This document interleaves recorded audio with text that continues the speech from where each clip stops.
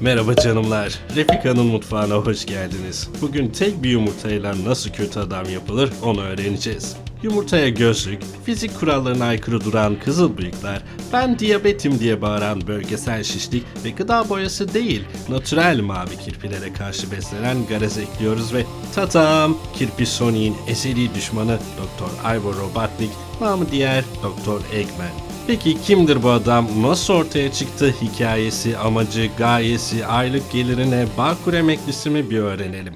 Son iki saydığım kriter önemli. Bana bir sugar daddy lazım çünkü. Hayat çok pahalı ciğerim. Destek almadan olmuyor. Muah.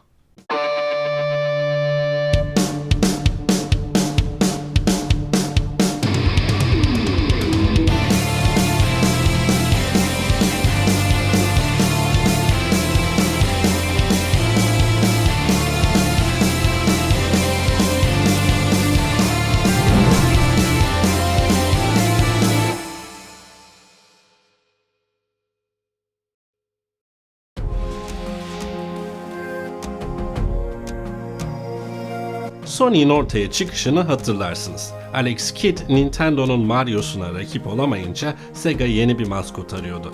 Bunun için aralarında bir karakter yaratma yarışması düzenliyorlardı ve kazanan Naoto Oshima'nın kirpisi oluyordu. Fakat Naoto Bey kirpinin yanında bir karakter daha sunuyor. Pembe puantiye pijamalı, yumurta gibi bir adam. Kirpi Sonic seçilince puantiye pijamalı arkadaş çöpe atılmak üzereyken sonradan Sonic oyunlarının programcısı olacak Yuji Naka-Bey olaya el atarak durun çöpe atmayın bu pijamalıyı, kendisi de serinin baş kötüsü olsun diyor. Böylece pijamalı Eggman bir revizyona sokuluyor ve bugün bildiğimiz halini alıyor. Sonic ne değilse Dr. Eggman o olsun diyor yaratıcı ekip. Sonic fit, Eggman etine dolgun. Sonic doğayı ve çevrecileri temsil ederken Eggman ise tam tersi, makina diyor, sanayi diyor, toprak pistir, her yer asfalt ve gökdelen olsun vesaire diyor. Videonun başından beri biz de kendisine Eggman diyoruz ama bir diğer bilinen ismi de Ivor Robotnik'tir. Niye öyledir? Sega'nın Amerika kolunun halt etmesi yüzündendir.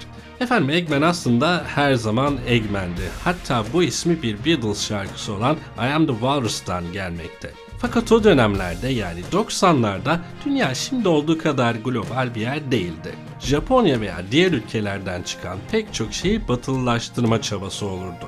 Eggman'in isminin değiştirilme sebebi de bu. Üstelik Amerikan Sega bu değişikliği yaparken esas üretim yeri olan Japon Sega'dan izin dahi almamış. Püh! Sonic popüler olunca haliyle dünyanın yarısı Eggman'i Dr. Ivor Robotnik olarak tanımış. Durum böyle olunca da Eggman bir lakap olarak adının ortasına sonradan sıkıştırılmış. İyi güzel de kimdir bu adam? Hikayesine gelin bir bakalım.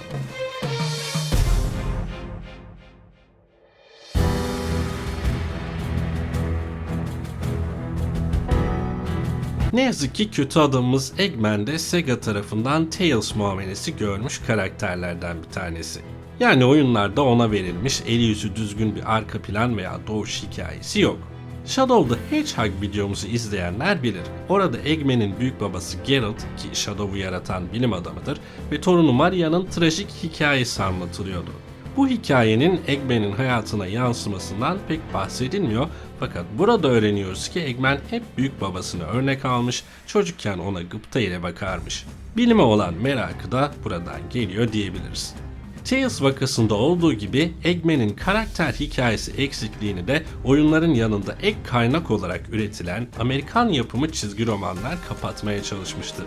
1991 yılında ilk Sonic oyununun ardından yayınlanan çizgi romanda Eggman'in doğuş hikayesi şu şekilde anlatılır. Eggman aslında Obi Kintobor isimli Kirpi Sonic'le yakın arkadaşlığı bulunan gayet iyi yürekli bir bilim adamı. Evet, Obi Kintobor, Ivor Robotnik'in tersten okunuşu. Obi aynı zamanda Latince'de de yumurta anlamına geliyor. Obi bir gün kaos zümrütleri üzerinde test yaparken deneyi ters gider. Bu sırada buzdolabında 6 ay kalıp çürümüş yumurtayı da bildiğin yemek üzere elinde tutmaktadır. Tam bu esnada meydana gelen deney kazası ile Obi Kintobor kendisinin tam tersi olan Ivor Robotnik'e dönüşür. O sırada elinde tuttuğu çürük yumurta sebebiyle kendisi bundan gayrı Eggman olarak bilinir. Buradan sonrası da oyunlara bağlanır. Eggman'in oyunlardaki gayesi dünyaya hükmetmek, doğadaki canlıları toplayıp onların enerjisiyle makinalarına güç sağlamak ve tabii ki kaos zümrütlerini ele geçirmek. Sadece doğadaki canlıları birer bataryaymışçasına kullanmakla başlayıp sonraki oyunlarda mitik ve tehlikeli yaratıklarla işbirliği yapacak kadar ileri giden Eggman elbette ki çoğunlukla Sonic ve dostları tarafından durdurulur. Birkaç nadir olayda ise Sonic'le birlikte ortak bir düşmana karşı savaştıkları zamanlar da olmuştur. Peki bu yumurtanın ne gibi güçleri var, neler yapabiliyor? Bir de onlara bakalım.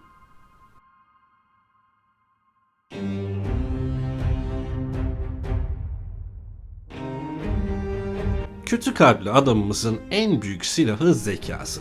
Sega'nın resmi kaynaklarında IQ'sunun 300 olduğu belirtilmiştir. Şöyle söyleyeyim, Einstein'ınkinin tahmini 160-190 olduğu varsayılıyor. Siz düşünün artık.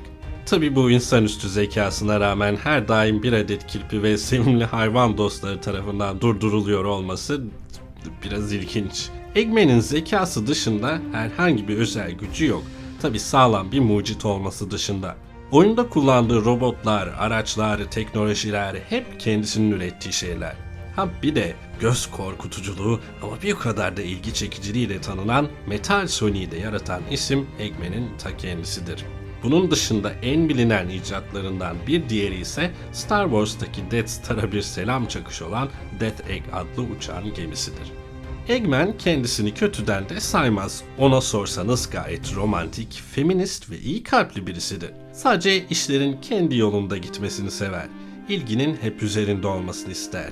Kısaca narsist bir kişiliktir. Şahsen hep Eggman'in neden kötü olduğunu düşünmüşümdür. Yani motivasyonu ne? Neden 30 küsur yıldır aynı amacın peşinden koşuyor? Sanırım o sorunun en mantıklı cevabı az önce bahsettiğimiz narsist kişiliği. Narsisizm üzerine küçük bir Google araştırması yapacak olursanız bunun psikolojik rahatsızlık seviyesinde olduğu durumlarda ne kadar büyük tehlike yaratabileceğini görmek gayet mümkün. İşte adamın motivasyonu bu. Bu yüzden dünya düzenini bozmak ve Eggmanland adını vermek istediği yeni bir dünya yaratmanın peşinde koşuyor. Bunu yapabileceği en kolay yol da tabii kaos zümrütlerini ele geçirmek. Haliyle o da sürekli onların peşinde koşuyor. Onlara ulaşmak için de her yolu mübah görüyor. Peki son olarak Eggman'i gerçekten bir karakter olarak seviyorsanız başka nerelere bakabilirsiniz?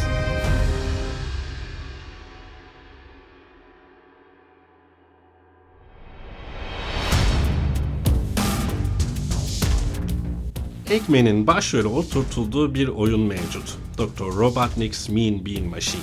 Aslında kendisinin bu oyunla hiçbir alakası yok. Bu oyun bildiğiniz Puyo Puyo'nun ilk oyunu. Puyo Puyo dediğimiz oyunda Tetrisvari puzzle oyunlarından bir tanesi. Türkiye'de bu seriyi bilen kişiler olarak sayımız iki yerin parmak sayısına eşittir diye düşünüyorum. Eğer nostaljik oyunları seviyorsanız, Tetrisvari puzzle türüne de ilginiz varsa bir bakabilirsiniz. Çok fena bir oyun değil ama uyarayım, bayağı zor bir oyun. Oyunlar dışında Sonic adının geçtiği anime, manga, çizgi dizi ve filmlerde muhakkak Eggman'i de görmek mümkün. Ama bahsetmek gereken en önemlisi tabii ki film versiyonu. Hepimizin bildiği üzere 2020 yılında gösterime giren Sonic filminde karakterimize Jim Carrey abimiz hayat vermiş ve devam filminde de bir kez daha o verecektir. Dürüst olayım, Jim Carrey'nin Eggman olacağını duyduğumda ne alaka demiştim de filmde kendisi hiç sırıtmıyordu. Zaten Jim Carrey ilginç bir adam. Hiçbir yerde sırıtmıyor. Al benim yanıma koy, eminim orada da sırıtmaz. İkinci filmde ise kendisini biraz daha oyunlardaki Eggman imajıyla göreceğiz. Bu da Sonic severler için hoş bir detay tabii. Efendim, Kirby Sonic'in baş belası Eggman'in 30 küsür yıllık tarihi ve hikayesi özetle böyleydi. Nisan ayında gelecek ikinci Sonic filmi karakterimize yeni bir şeyler katacak mı bekleyip göreceğiz. Bu filmin de Tails'ı, Knuckles'ı falan kurtarması da bekleniyor. Oho, yükü çok ağır. Beklentileri biraz düşürsek mi acaba? Şimdilik bizden bu kadar. Bir sonraki videoda görüşmek üzere.